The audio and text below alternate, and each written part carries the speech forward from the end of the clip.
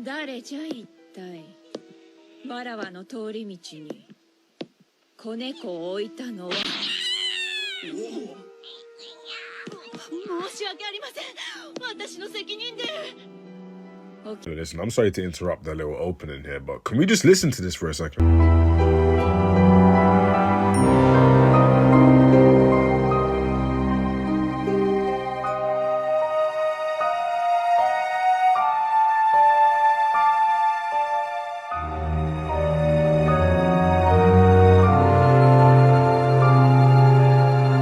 Hey, look, listen, all I'm saying is if Kaido got this OST, I'd feel a lot more scared of Kaido. Bro, that OST is right out of Secret Neighbor. And this is for the Cultured Bunch, by the way. I think the Cultured Bunch do know what Secret Neighbor is. I'm not even going to say Secret Neighbor. That's like a Elden Ring or like a Lord of the Rings or a Harry Potter type like OST. Anyway, let me just get you guys back to the regular program. All right.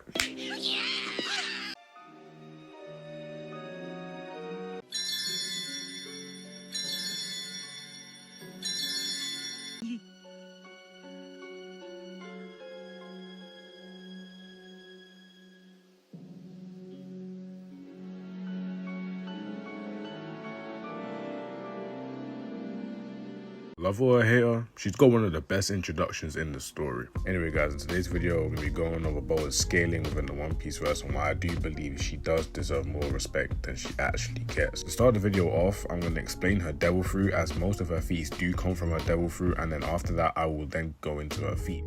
Boa's fruit is called the Marimaro no Mi, and everything that is infatuated with her can be turned into stone. There is a way to counteract it, and I think we all know, but there is a way that people think you can counteract it, and that is not the case. A lot of people like to spread the rumor that Haki can counteract it when that is just not the case. So to recap, everything that is infatuated by Boa can be turned into stone, and the only way to nullify it is by going through excruciating pain. Now here's where we get into the nitty-gritty stuff of the Marimaro no Mi. Earlier I stated that you had to be infatuated by Boa to be turned into stone, but in many cases we do see that she can turn inanimate objects and robots into stone. Some of you guys may call it reaching here, but we do see her turn the guard and the sea stone cuffs into stone. And in the second scenario, we do see her turn a pacifista into stone. Now we know that the sea stone cuffs one is pretty crazy, and the pacifista one is going to lead into my next subject. Now here's where I do believe Boa has two separate powers, just like a lot of other people in One Piece do with their devil fruits. The name of Boa's long range attacks are lust based, which is why I do believe that if you are hit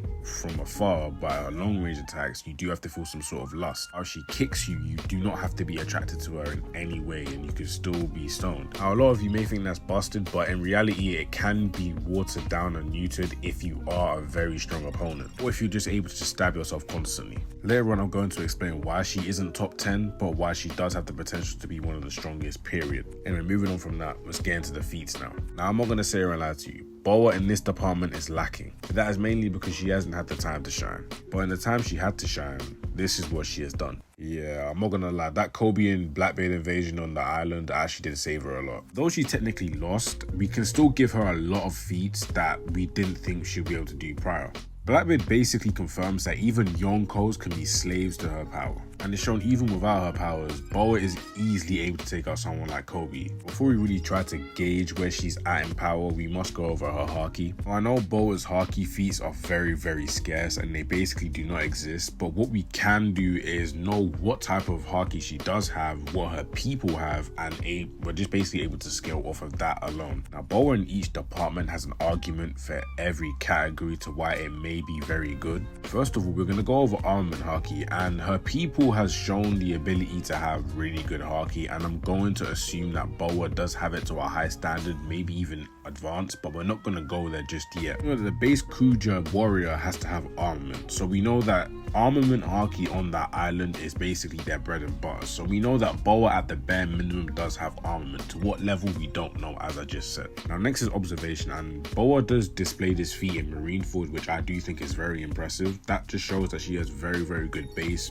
observation. I don't think she has future sight. We haven't seen her display it, but we do know that she has good observation just from that one feat. If you do want to drag it down and say it wasn't a good feat, then okay, cool. We at least do know that she has observation haki. Now, obviously, we do know she has conquerors, but does she have advanced conquerors? That is up in the air. We do not know. Now, the last one you can use to scale Boa's strength is statements. In that department, we have two good statements for her. One coming from Blackbeard himself and one coming from Sengoku. Now, I say one, but there's a few statements that Blackbeard says. One talking about if he lets her go, she would beat him. Meaning, in a fair 1-to-1 fight, Blackbeard would lose to Boa Hancock. People may cope about this statement, but I mean, the statement literally just say it. If he was to let her go, she would win. This also backs up the reason why he snuck her and why he told his crewmates to sneak her. Also backs up the statement of him saying that she deserves the title of Empress. Just from Blackbeard's words alone, we can automatically put up on that very, very high pedestal. Couple that with Sengoku's statement, and we can actually see her in those higher tiers. Also, I forgot to mention the Yami Yami no Mi has no effect on her devil fruit, which is actually kind of crazy. I don't think people actually register how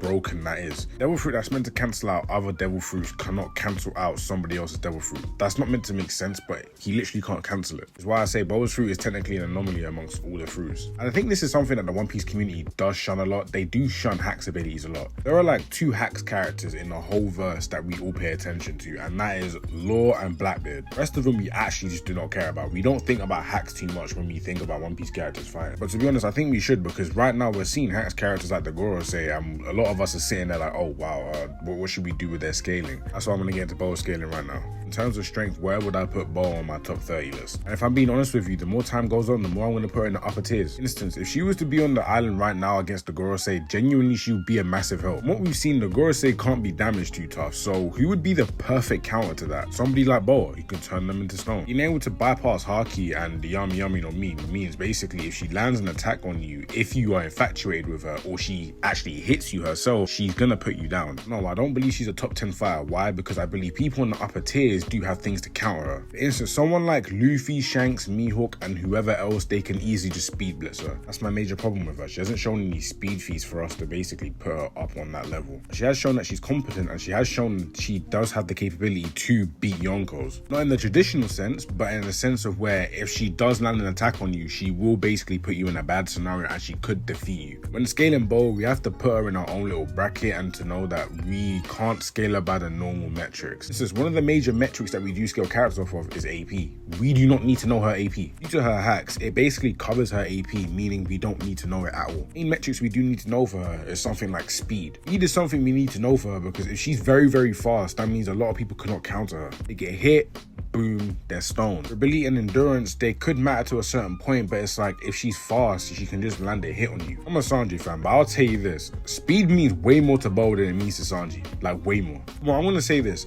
Boa is probably the one person in the verse that will benefit the most from being super fast, mainly due to how her devil fruit works. There's a certain group out there that I like. I can't turn people that are infatuated into stone. Cool, if you want to go by that metric, there's still like 99.5% of the characters in the verse that will still get stoned. 2 characters I can think of. There's Luffy and then there's maybe Zoro. Aside from that, every other character can be stoned. Like, you're gonna bring up people like, I don't know, Roger. My nigga, Roger has a kid. Who else is there? Mihawk or Shanks? I mean, okay, 4 characters, wow. And they're heavy maybes, by the way. They're heavy maybes. I hope that gave you guys an insight into Boa's scaling. If you agree, then drop a like and subscribe. If you don't, then drop a like and subscribe. You're liking and subscribing either way, just do it, man. I won't be saying who I'm talking on next time, but all I know is that if you want to know, just follow me on Twitter. And whenever I'm going to make it, I'll probably just drop it there. Anyway, till next time.